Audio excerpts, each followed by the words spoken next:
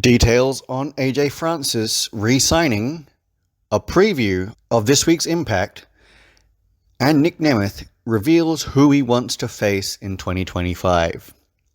Hello everyone, and welcome to another episode of Sudden Impact, your premier destination for news about TNA Wrestling. I'm John, and without further ado, let's get started.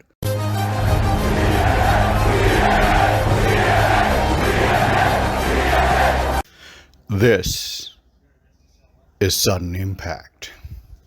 So as TNA headed into the new year, they were able to keep AJ Francis under contract, re-signing him on a deal where he reportedly received top dollar. This was reported by Sports Illustrated, where Francis said, TNA has taken care of me the last year.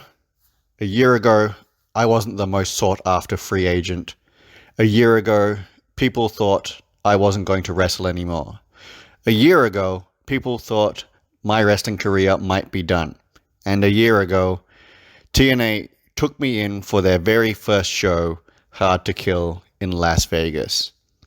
That was the very first night I interacted with Joe Hendry. 1 year later, Joe Hendry's the biggest star in wrestling. He can still send me a box of cigars for that whenever he wants. Francis would go on to say, it's been a blessing with the fact that TNA has done so much for me in the last year. Obviously, this is a business. It's not called a wrestling friendship. It's called the wrestling business. I always wanted to go back to TNA, even though over the past week I've made it clear that I could go anywhere. There were feelers out for me potentially going over to AEW, maybe going back to NXT because I never really got a run in NXT, or maybe going back to SmackDown. Obviously, going to Netflix for Raw would have been cool too. But there was a lot of options out on the table for me. TNA just feels like the best place for me. TNA has always, since the day I got there, changed people's perception of me.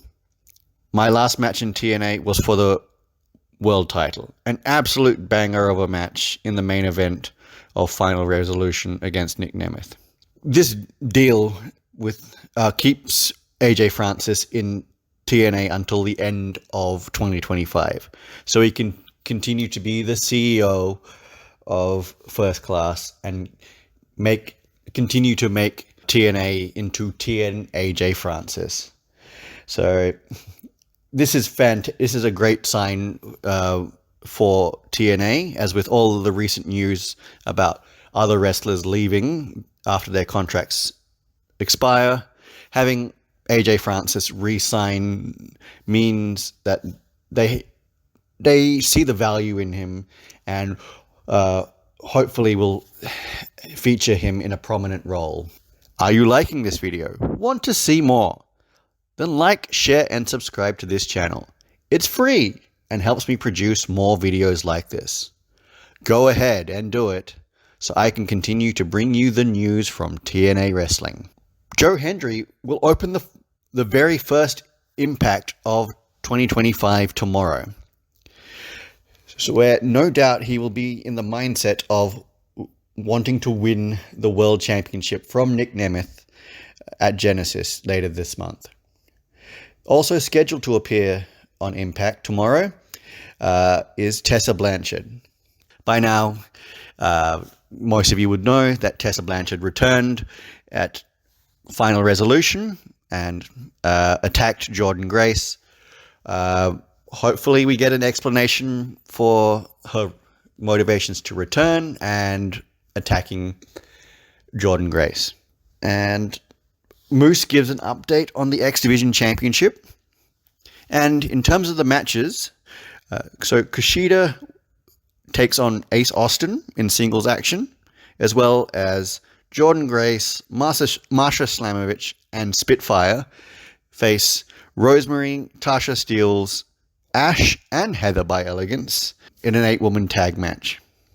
Catch it live on Access TV in the US, Sportsnet 360 in Canada, and on TNA Plus worldwide tomorrow. And finally, Nic Nemeth took to X this week to answer some fan questions and name some of the opponents that he wants to face in 2025.